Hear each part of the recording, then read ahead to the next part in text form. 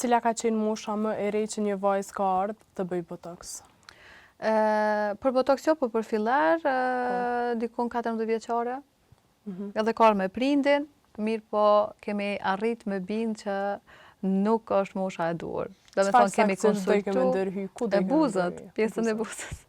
Ajo është shumë e re, mirë po prindi e ka pru në klinik që me bisedu me mu edhe më bind ajo që nuk është e preferueshme sidomos për atë moshë. Mirë po u bind vajza, kështu që kemi me prit deri sa ta kalon një kohë deri ke 20-25 vjet pastaj. Në rregull. A mendoni që po ndikohen edhe nga VIP tanë duke pa transformimin edhe ndërhyrjet që bëjnë në mënyrë drastike? Ajo është pjesa kryesore.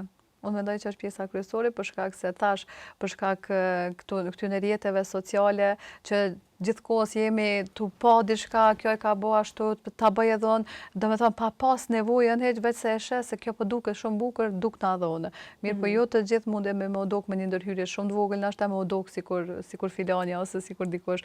E sidomos vipat e kanë atë punë e kanë, ato duhet më dok bukur në televizion. Mirë, po jo të gjithë jemi vipa dhe jo të gjithë duhet me u dok njësoj sikur Elvana, sikur Dafina. Cila është mirë kërkesa më e çuditshme që ke pas? Thash, kërkesa më e çuditshme kjo, vajza 14 vjeçare që ka dashur me mbush buzët.